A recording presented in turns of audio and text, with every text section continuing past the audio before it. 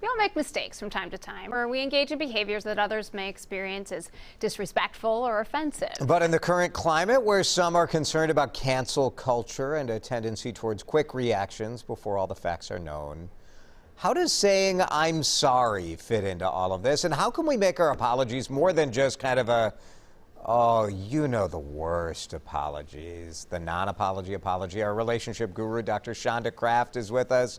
Shonda, I hate the "I'm sorry if I hurt your feelings" apology. Yes, that apology where you tell the other person how they're feeling, but you don't necessarily take responsibility for your own actions. Most of us don't really appreciate that. No. Yes, just send that directly to Washington, D.C. That seems to be the politician move for sure. Can we start with why it is important to actually apologize? Well, it's important because we want to show the other person that we have enough self-awareness to understand how our actions and our words may be impacting other people. Even if we don't believe we're to blame or we don't really recognize what we've done, if someone else is signaling to us that something that we did or said did not land well with them and did not make them feel good, then we do have this responsibility to recognize that and to show enough emotional intelligence to be able to address it. Who do you think an apology is more important for? Is it for the person who is apologizing, or is it for the person on the receiving end of it? If it's done well, it can really benefit both people on both sides, but certainly to the person who felt the offense, it's really important for them towards thinking about, okay, is this someone that I'm going to forgive? Is this an action that I can forgive?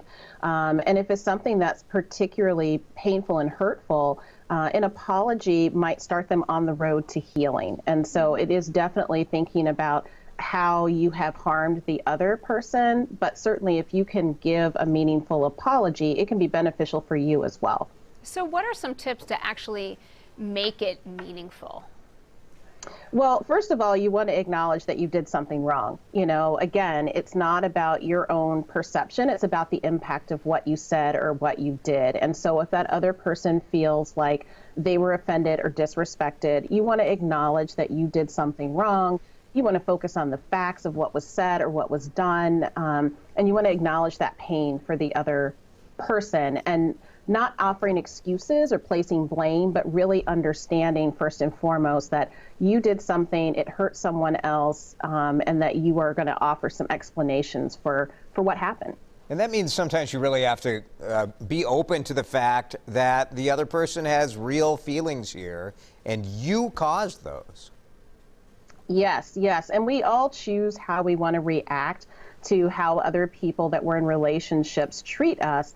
But we don't want to avoid the other person's feelings because, again, that minimizes them and can actually do more damage beyond what the original offense really was. So it's important to ask them how your actions or your words impacted them rather than that, like you said, Jason, I'm sorry I made you feel X. Yeah. Right. Is it also important to ask them or to inquire more about how perhaps you could repair what happened or repair the relationship? Yeah, definitely asking and being curious about, okay, now that I've acknowledged what I've done and I understand how this made you feel, what can I do to make this better? How can I repair this? How can I meet your expectations better? And also recognize that the person in the moment, depending on what the offense is, they may not have the time to talk to you. They may not really be thinking about what they need to heal. They may need to just say, take your apology and leave with that and come back later. It's so important, and you can learn to be better at this. In the early years of when I was dating my wife, my now wife, when we would have a disagreement, I would always kind of, I would acknowledge that I screwed something up, but then sort of push it back on her, make it like it was her fault. Yeah. And once I realized I was doing that, I've worked to not do it because it's awful. You're like, oh, I didn't mean to be this horrible of a person. But you just don't realize like how you can learn to apologize and really just sometimes listen and take it and take the fact that you wronged someone. Well, and apologizing is not a sign of weakness. And unfortunately, for many people, that's what they've been taught, Right. that if you say, I'm sorry, that it's showing weakness. But it really is a sign of strength. It shows that you understand what your values are and you understand and value your relationships with other people. You can't just make things disappear just because it's uncomfortable for you. Yeah, excellent point to end on. Shonda, thanks so much for being with us today.